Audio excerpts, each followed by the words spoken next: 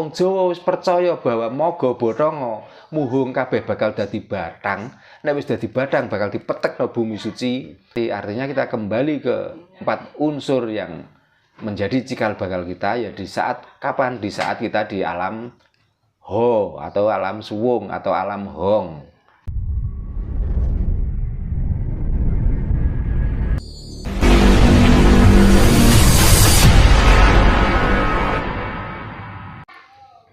Karena di aksara 20 niku menjelaskan dengan komplit, dengan jelas, dengan terwaca yang dibicarakan tentang sebelum kita belum ada dan setelah kita ada dan perjalanan di saat kita ada dan akhirnya kita itu akan kembali tidak ada. Jadi yang dibicarakan tentang Hono Coroko di sini, hari ini, dan saat ini. Bukan masa depan. Nah, masa depan itu masa depan apa? Oh, ngoten nggih. Wong buktinya sudah jelas. Kita hidup di sini. Kita lahir di sini, kita hidup di sini. Kita makan saripati bumi di sini dan nantinya akan kembali juga ke sini pula.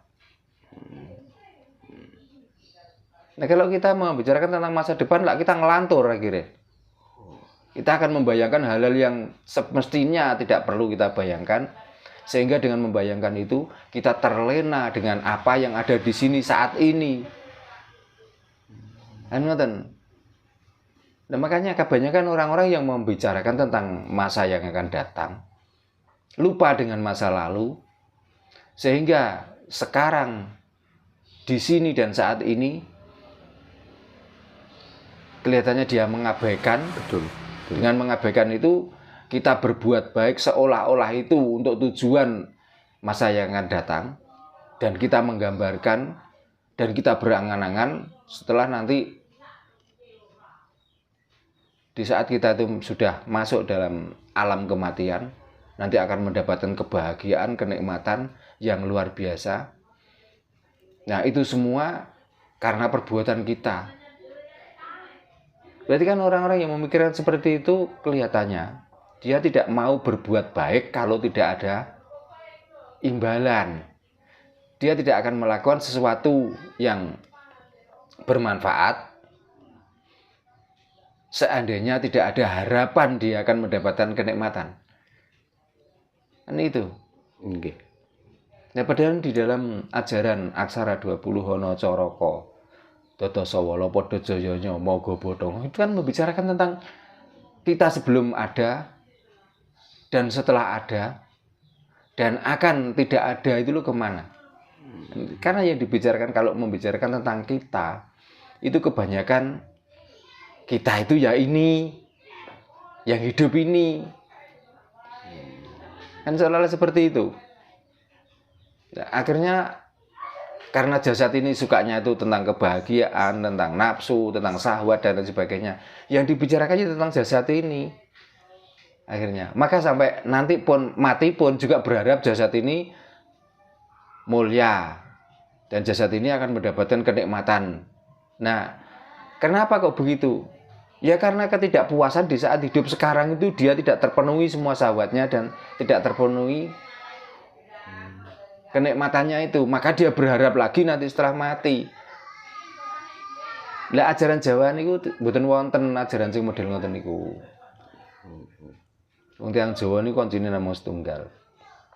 Nggih, pokoke urip niku sing penting lamun becik ya bakal ketitik, lamun ala ya bakal ketara. Kan niku. Kan ora ana ngomong ngono swarga. Diterusaken malih lamun gajah mati kudu iso ninggal gading, lamun macan mati kudu iso ninggal belang, lamun menungso mati ninggalo asma arum. Kan semuanya itu ditinggal, nggak mengikuti. Kenapa kok ngoten? Karena wong Jawa wis percaya bahwa maga bathanga muhung kabeh bakal dadi bathang. Nek wis dadi bathang bakal dipetekno bumi suci, maka berakhirlah cerita kita. Maka di saat hidup kita itu mengukir cerita kita yang bagus. Namun ngoten. Mboten enten pengangan-angan benjing mlebuten swarga mesti petuk ngeten. Yang dibicarakan masalah kita. Yang dibicarakan tentang jasad ini lah. Jasad kita sudah lebur berkalang dengan tanah. Jadi kalau kita sudah mati artinya kita kembali ke 4 unsur yang menjadi cikal bakal kita ya di saat kapan? Di saat kita di alam Ho atau alam Suwung atau alam Hong. Niku. Berarti intinya jika ada orang yang rutin ibadah gitu, rutin sedekah, rutin amal meskipun dipakai kebutuhan sehari-hari itu kurang. Dengan beliau itu rutin ibadah, rutin sedekah, rutin amal dengan harapan, dengan tujuan untuk yang akan datang, untuk masa depan ketika sudah mati itu sia-sia Pak ya. Lek sedaya niku sek enten pengarep-arep. Sia-sia belaka, percuma. Tapi kalau itu dilakukan karena ikhlas dan karena dia mampu dan karena dia bisa, ya itulah cara untuk mengukir lelakone uripe awak dhewe niku wae. Mengukir cerita kita sendiri. Berarti yang pipis nggih Pak. Nggih. Batu pipis plong ditinggal. Nggih sampun. Berarti ngoten mawon. Nggih contone ngeten lho. Kan teng donya niki nggih dengan kenikmatan dunia, sate termasuk kategori makanan yang nikmat, rawon pun juga kategori makanan yang nikmat. Tapi apakah ada di antara orang yang menyukai sate, yang menyukai rawon di saat kita pup, di saat kita buang air besar, terus kita memikirkan ketakutan nanti sate tadi hilang, katut, atau rawon iku metu. Dan lek saya mikirno niku berarti wong niku ora ikhlas di dalam menjalani hidupnya.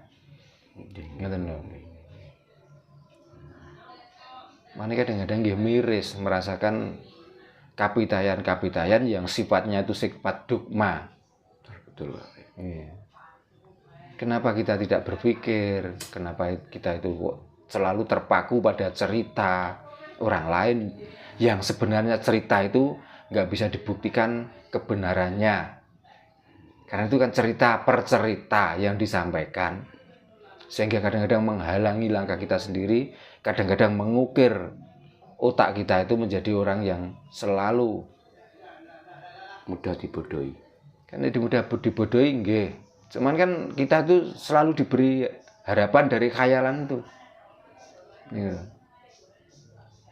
Kenapa kok kita tuh nggak pernah? Iya, mumpung kita masih bisa. Iya, mumpung kita masih mampu, nggak berpikirnya seperti itu.